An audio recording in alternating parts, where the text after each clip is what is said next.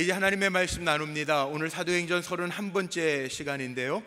우리 제목을 크게 한번 외쳐볼까요? 시작! 구원받을 만한 믿음. 구원받을 만한 믿음. 예수님도 믿음이라고 다 똑같은 믿음이 아닌 것 같아요. 구원받을 만한 믿음도 있고, 주님이 자랑하시고 칭찬하시는 큰 믿음도 있고, 또 때로는 책망하시는 믿음이 적은 자들아, 그렇게 말씀하시는 믿음도 있어요. 이왕이면 오늘도 핵심 메시지가 복음에는 능력이 있다라고 하는 말씀인데, 우리 사랑하는 성도님들, 구원받을 만한 믿음으로 복음의 능력을 체험하며 살아가시기를 주님의 이름으로 축복합니다. 오늘 본문 말씀은 바울과 바나바가 루스드라에서 복음을 전하다가 경험한 일을 기록하고 있습니다. 이 루스드라라고 하는 곳은 어떤 곳이었냐 하면, 나중에 사도 바울이 믿음의 아들이라고 일컬었던 디모데의 고향이기도 합니다. 여기에서 복음을 전하다가 하나님의 능력의 역사를 보게 됩니다. 오늘 8절 말씀에 이렇게 기록하고 있습니다.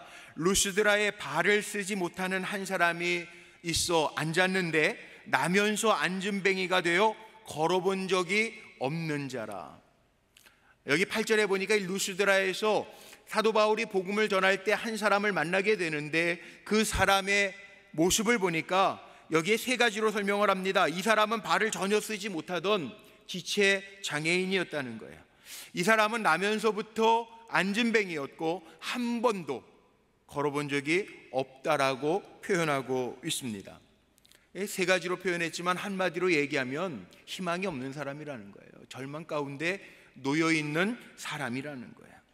그런데 희망도 없고 절망 가운데 있는 이 사람이지만 복음을 들으면서 기대도 하지 않았던 일이 일어납니다. 어찌 되었습니까? 9절과 10절 말씀 한번 주목해 보십시오.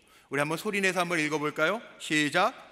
바울이 말하는 것을 듣거늘 바울이 주목하여 구원받을 만한 믿음이 그에게 있는 것을 보고 큰 소리로 이르되 네 발로 바로 일어서라 하니 그 사람이 일어나 걷는지라. 아멘. 기적이 일어났습니다.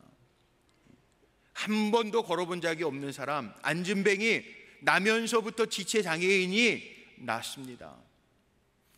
성경에 공식적으로 기록해 놓은 사도 바울의 첫 번째 이적입니다. 자, 앉은뱅이가 일어났습니다. 여러분 머릿속에 뭐가 떠오르십니까? 사도행전 이미 3장 우리 말씀 나눌 때 베드로와 요한이 성전에 예배드리러 기도하러 올라가다가 성전 미문에 앉아 있었던 앉은뱅이 거린을 만났을 때 베드로가 이렇게 설명하죠. 선포하죠. 내게 은과 금은 없지만 내게 있는 것으로 내게 주노니 나사렛 예수의 이름으로 일어나 걸어라. 선포했을 때 앉은뱅이가 일어났습니다.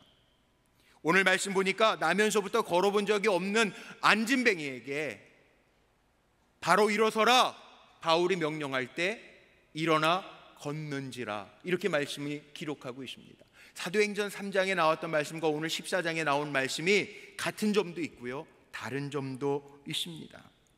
사도행전 3장에 나왔던 앉은뱅이, 이 사람은 성전 바깥에 있는 거린이었습니다.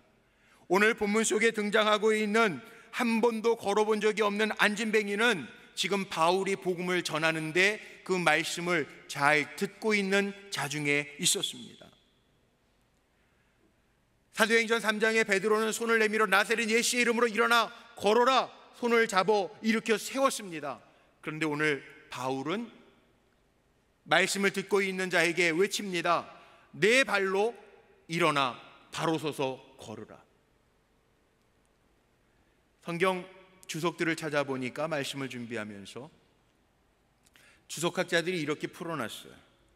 이 두 사건, 똑같은 사건이 베드로 사도에게도 나타나고 바울 사도에게도 나타났는데, 베드로도 성령 충만함을 받고 그 유대 예루살렘에 있었던 지역에 유대인을, 앉은뱅이 거린을 일으켜 세운 사건, 유대인을 향한 복음의 사도적 권위, 그 다음에 사도 바울은 이방에 지금 전도 여행 갔잖아요. 이고니온을 지나서 루스드라에서 앉은뱅이를 일으켜낸 사건, 이방 사람을 일으켜낸 사건을 통해서 베드로는 유대인을 향한 사도, 바울은 이방인을 향한 사도로서 하나님의 주신 권위를 보여주고 있다 이렇게 표현을 해놨는데 뭐 이해는 되는 관점에 따라 그렇게 생각할 수도 있기는 하겠지만 저는 오늘 조금 다른 관점에서 오늘 말씀드리려고 그래요. 오늘 우리가 주목해야 될 문제는요, 가장 다른 차이점이 있다면 베드로가 일으켜 세운 안진뱅이는 예수 믿는 사람이 아닌 성전 미문에 앉아있는 사람이에요.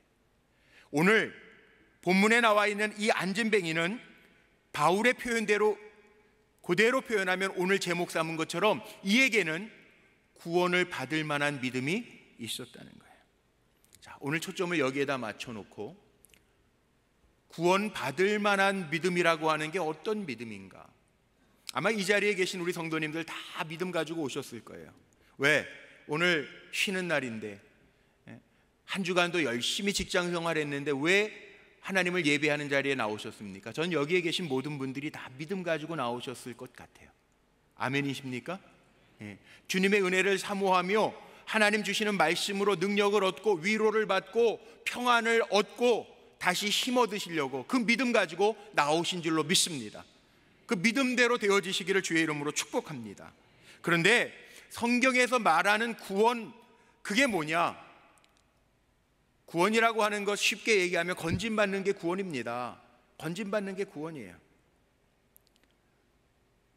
성경에 보니까 이 구원이라고 하는 단어들이 많이 나옵니다. 예를 들면 위험에서부터 건진받는 것도 구원이에요. 그래서 제자들과 예수님이 함께 배를 타고 건너가실 때 배가 풍랑을 만날 때 배 밑에서 주무시는 예수님을 제자들이 내려가서 막 깨웁니다. 그래서 뭐라고 그러냐면 여기 마태복음에 보면요 그렇게 나와 있어요. 8장 25절에 제자들이 나와 깨우며 이르되 주여 구원하소서 우리가 죽겠나이다. 이 위험으로부터 폭풍의 위협으로부터 우리를 구원하소서 그렇게 얘기해요.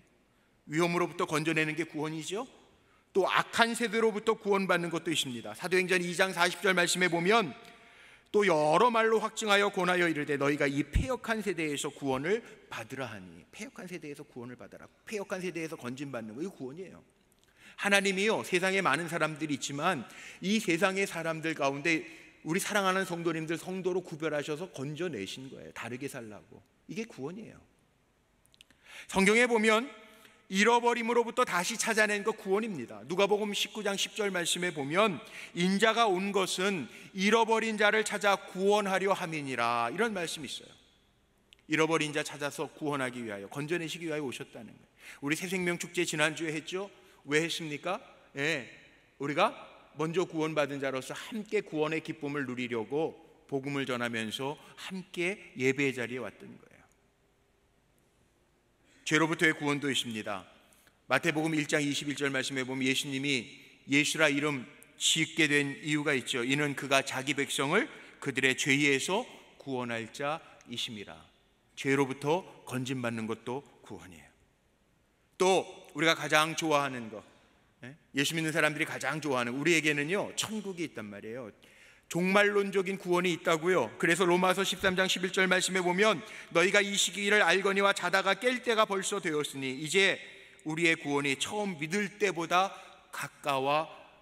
가까워졌음이라. 시간적으로도요 우리에게 종말적인 구원이 있어요. 예수 잘 믿은 사람에게 주님의 주시는 종말론적인 구원, 말세에 우리를 위하여 예비하신 하나님의 나라, 거기에 들어갈 수 있는 구원도 있어요. 또 하나는 육신의 질병으로부터 고침받는 것도 구원이에요.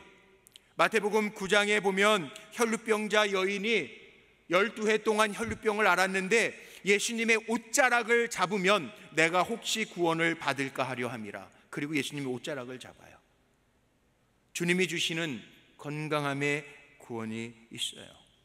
그래서 신약성경에 보면요 원어로 이 구원이라고 하는 단어를 소조라고 하는 단어를 썼는데 이 구원하다, 소조라고 하는 단어 속에는 여러 가지 의미가 있습니다. 건짐받다, 온전하게 되다, 강건케 되다, 이게 구원이에요.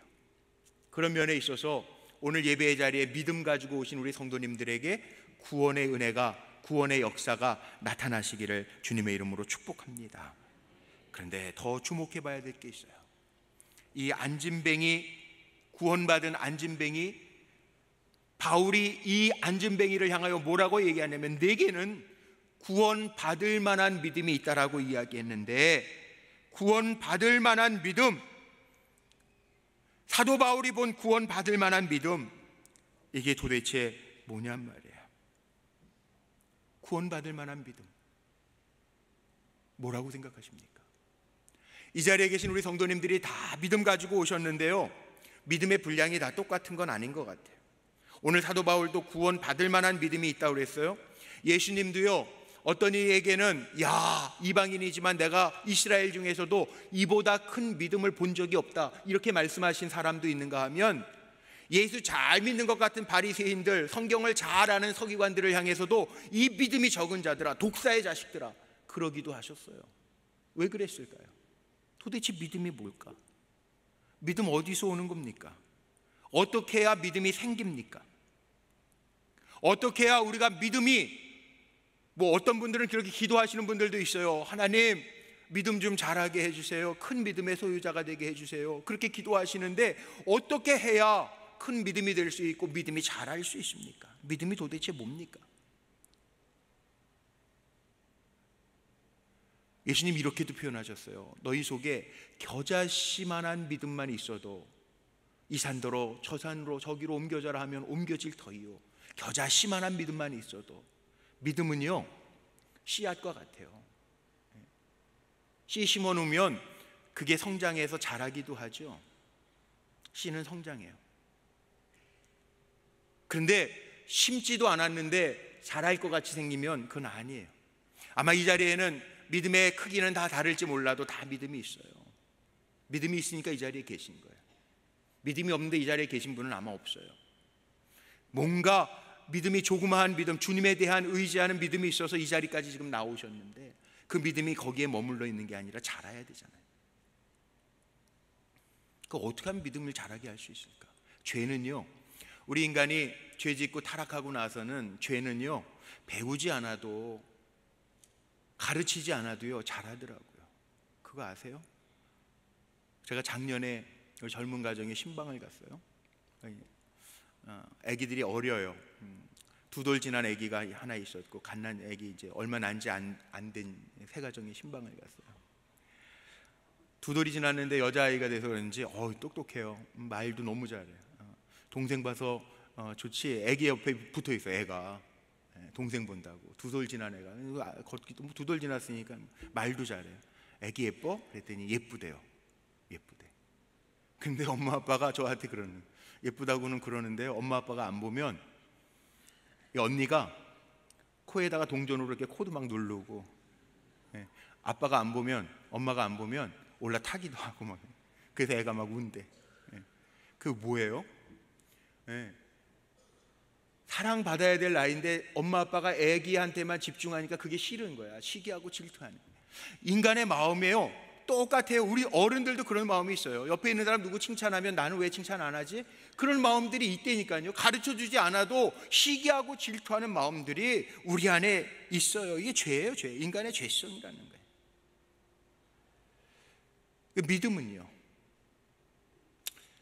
죄는 가꾸지 않아도, 가르치지 않아도, 배우지 않아도 죄성은 우리 안에 있는데, 믿음은요, 가꾸지 않고 가만히 놔두면 자라나요?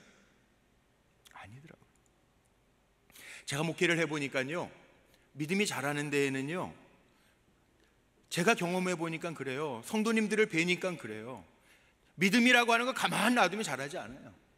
사도 바울이 아주 기가 막힌 이야기를 했어요. 로마서 10장 17절 말씀해 보니까, 이거 소리내서 한번 읽어봐야 돼요. 믿음이 어디에서 오는지 알 수 있는 말. 시작.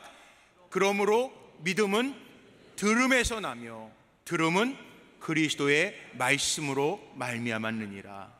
아멘. 믿음이 어디서 난다고요? 말씀 들음에서 난대요. 그리스도의 말씀을 들음에 믿음이 난대요. 오늘 우리가 분명히 깨달아요. 믿음은요, 가만히 자라는 게 아니고요, 오늘도 예배의 자리에 참 잘 나오셨어요. 왜냐하면 하나님의 말씀이 선포되는 이 자리에서 하나님의 말씀, 그리스도에 대한 말씀을 들으면서 우리의 믿음이 생기고 자라는 거예요. 그래서 우리가 예배 때마다 나와서 하나님의 말씀을 듣는 거예요.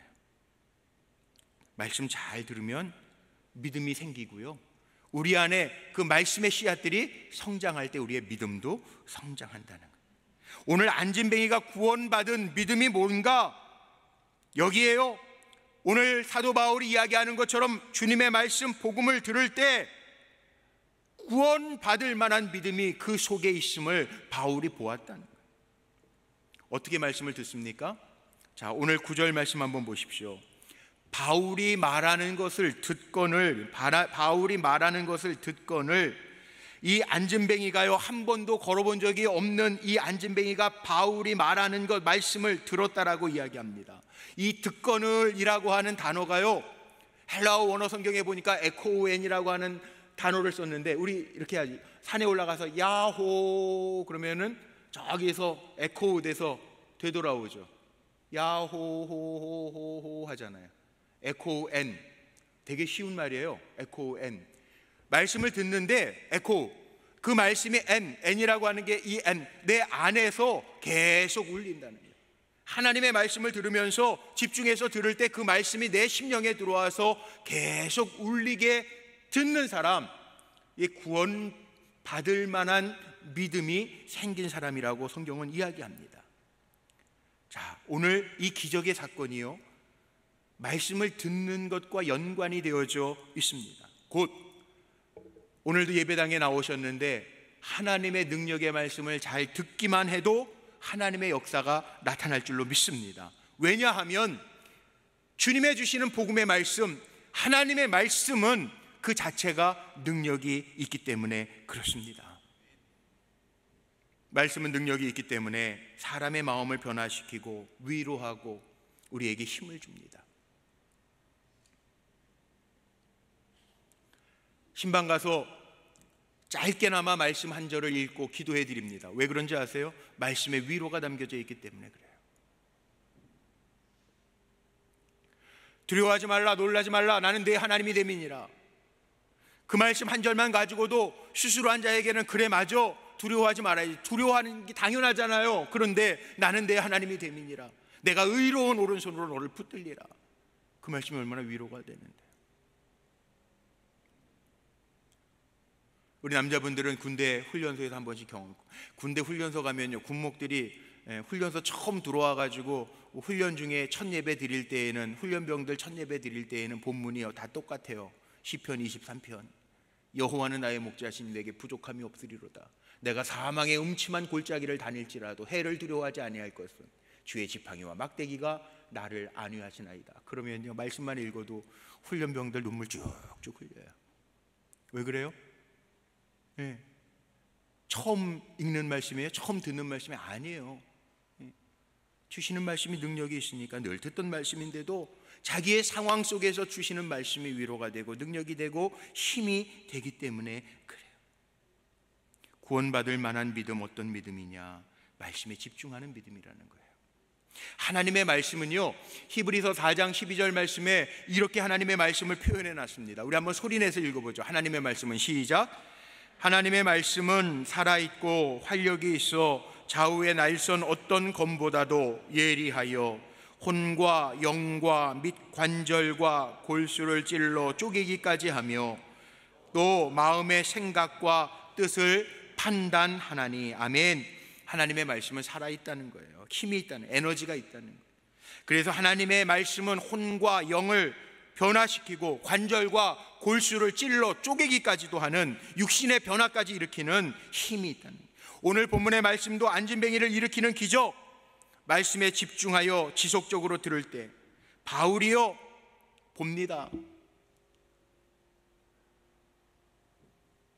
사도행전 3장에 베드로가 일으켰던 안진뱅이는요, 베드로와 요한이 성전에 올라갈 때 베드로가 주목해서 안진뱅이를 봤습니까? 안진뱅이가 주목해서 베드로를 봅니까?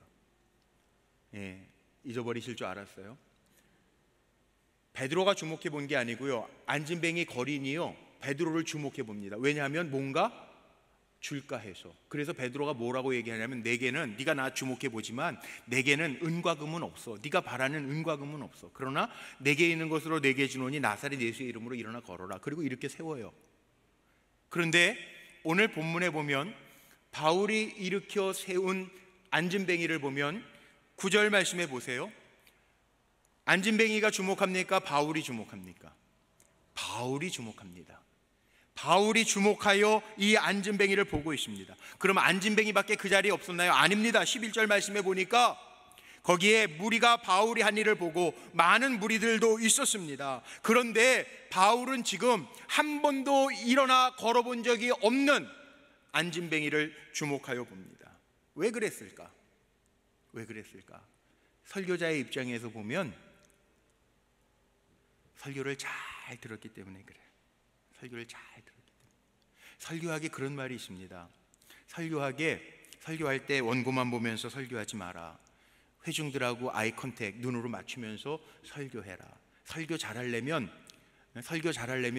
회중들이 많이 계시잖아요. 제가 이 자리에도 지금은 조시는 분이 하나도 없는데 간혹 가다가 이렇게 뒤로 넘어가서 조시는 분들이 있어요. 근데 그분들을 보고 졸면, 그분들을 보면서 설교하면 제가 죄책감이 생겨. 내가 졸기한 거 아니야? 빨리 설교 끝내야지. 이런 마음이 막 들어요.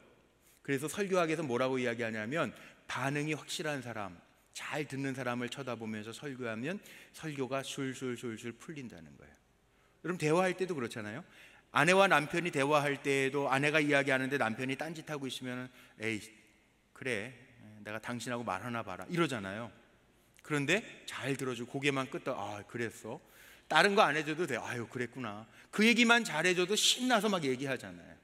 오늘 잘 들어주셔서 제가 설교 계속할지도 몰라요. 네? 이런 마음들이라는 거죠. 보세요. 우리 교회는 또 참 좋은 게요, 이게 참 집중해 주시는 것도 감사하고 집중할 수밖에 없는 구조인 게 기둥이 다 뒤에 있네. 그러니까 숨을 데가 없어 우리 교회. 그러니까는 뭐 잘 들으셔야 되겠지만 잘 듣는 거예요. 바울이 보니까 주목할 수밖에 없는 거, 이 한 번도 걸어본 적이 없고 희망도 없어요. 절망 가운데 있어요. 그런데 복음이 선포되어지는데 듣는 거예요. 잘 들으니까 사도 바울의 입장에서 보면 그를 주목하여 볼 수밖에 없는 거죠. 그러니까 바울이 뭐라고 얘기합니까? 내 안에 구원받을 만한 믿음이 있으니 일어나라. 제대로 일어나라. 제 발로 일어나라. 내 발로 일어나라. 명령하고 외쳤을 때 그가 일어나 걷는지라. 오늘 말씀의 본문은 그렇게 이야기하고 있습니다. 자, 일어나 걷는지라. 저 이 말씀 나누면서 제가 그런 생각이 들어요. 바울이 왜 외쳤을까? 바울은요, 말씀을 잘 듣는 그 안진뱅이를 보면서요, 그 마음에 확신이 있었을 거예요. 야, 복음을 사모하는구나. 이제 하나님이 모든 거 다 이루어 놓으셨겠네. 내가 선포해도 하나님 하시겠네. 믿음의 확신이 가득 차서 제 발로 일어서라 그렇게 명령할 수 있었고, 일어나 걷는지라, 일어나 걸을 수 있었다는, 외칠 때. 오늘도 이렇게 말씀에 주목하여 잘 들어주시는 거 너무 감사해요. 얼마나 저는 고마운지 몰라요. 저는 그렇게 기도합니다. 하나님 앞에 예배할 때마다 하나님, 이 자리에서 우리가 정성을 다해서 하나님 앞에 예배할 때 우리 사랑하는 성도들 최상의 예배, 최고의 예배, 최선의 예배를 하나님 앞에 드리면서 하나님의 말씀이 뿌려질 때마다 하나님의 하나님 되심이 보여지고 우리 성도들의 입술을 통해서 간증되는 은혜가 임하게 하여 주옵소서. 기도해요. 하나님의 은혜가 어떻게 임하는 줄 아세요? 혹시 새들이요, 새끼 새들에게 먹이를 물어다가 먹일 때 보신 적 있어요? 동물의 왕국 같은 데 보면 잘 나오더라고요. 저도 본 적이 있습니다. 아래에서 각 부화한 새끼들이요, 어미새가요 부지런히 먹이를 갖다가 둥지에 와서 먹입니다. 둥지의 아래에서 부화한 새들이, 새끼 새들이요, 엄마가 날라오면 새끼 새들이 입을 쫙쫙 벌리죠. 근데 어미새는 누구에게 먹이를 줍니까? 입을 크게 벌린 새끼에게 먹이를 주고 또 날아가서 또 물고 와요. 누구에게 주는지 아십니까? 이번에는 아까 요놈 먹었으니까 여기 줘야지? 아니더라고요.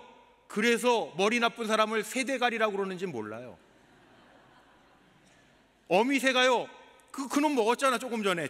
근데요, 먹이를 물고 와가지고 또 그 새 입 크게 벌리고 달라고 그러는 놈, 그놈 또 주더라고요. 그놈 줬으니까 요놈 주고 요놈 주고, 그럼 참 좋겠는데. 성경에 보세요. 시편 81편 10절에 뭐라고 써있나 한번 보죠. 우리 한번 크게 읽어볼까요? 시작. 나는 너를 애굽 땅에서 인도하여 낸 여호와 내 하나님이니 내 입을 크게 열라 내가 채우리라 하였어. 아멘. 오늘도 말씀 들을 때마다 그 말씀이 내 말씀, 나에게 주시는 말씀으로 받아들이는 성도에게 그 능력의 역사가 임할 줄로 믿습니다. 우리 듣는 사람에게는 이 안진뱅이처럼 절망 없는 희망 없었던 사람처럼 들으면 돼요. 잘 들으면 그 말씀이 내 속에 떨어져서 30배, 60배, 100배의 결실을 거두게 하실 줄로 믿습니다. 우리 불꽃교회에서 드리는 예배가 그런 예배였으면 좋겠어요. 물론 전하는 자도 정말 기도하면서 우리 사랑하는 성도님들에게 최상의 먹을거리, 요즘에 먹거리 얼마나 중요합니까? 먹거리 정말 중요하죠. 신경 써서 하고 뭐 유기농, 요즘에 올게닉이라고 하는 뭐 유기농으로도 막 해서 먹여야 되고 막 그래. 아이들 자녀들 잘하잖아요. 예? 어린이집, 우리 교회도 어린이집 하지만 조리사도 둬서 최상의 음식을 가지고 먹이고요. 엄마들 한 달에 한 번씩 우리 교회 불꽃교회 어린이집은 와서 배식도 시켜요. 왠지 아세요? 얼마나 우리가 정성껏 준비해서 먹이는지 보여줍니다. 예? 먹거리 얼마나 중요해요. 영적인 먹거리 얼마나 중요합니까? 예? 사실 제 안에도요 그런 마음이 있습니다. 불꽃교회에서 제가 25년 부목사 생활 29부터 어제 제가 속장 인도자 교육하면서도 그랬어요. 인도자님들한테 29부터 불꽃교회 섬겼어요. 예. 물론 중간에 캐나다 가서 거기도 불꽃교회인데 하여튼 불꽃교회 이름으로 섬겼다고. 예. 이제 50대 중반이에요. 설교 준비할 때 저는 참 힘들더라고. 왜? 예. 제가 경험한 게 다 뻔하잖아. 그러니까 반복돼서 할 수 있는 것들도 있는데요, 어떻게 해서든지 영의 양식을 잘 준비해서 성도들에게 먹이고 싶은 마음이 제게 있어요. 왠지 아세요? 경험해 보니까 그렇더라고. 우리 한국 분들도요 식당 가서 밥 시키면 이게 묵은 밥인지 새로 지은 밥인지 알아요, 몰라요? 아시잖아요. 서양 사람들은요 빵이 갓 구운 빵인지 하루 지난 빵인지 알아요. 그러니까 말씀을 준비하려니까 쉽지는 않아. 그래도 제 마음에 어떤 마음이 있냐면 성도님들에게 정말 영의 양식을 잘 준비해서 한 주 동안 힘들게 어렵게 살다가 왔는데 하나님의 주시는 생명의 말씀을 잘 공급해서 살게 해야지, 그런 마음이 있어요. 그러니까 잘 듣고, 이 말씀 들을 때 믿음이 자란다고 그랬는데 믿음은 들음에서부터 시작한다고 그랬는데 하나님의 말씀을 들을 때마다 우리 사랑하는 성도님들이 믿음이 잘 자라서 세상은 어렵고 힘들고 어지럽고 난폭해져도 믿음으로 승리할 수 있는 종들이 되시기를 주님의 이름으로 축복합니다. 말씀 마칩니다.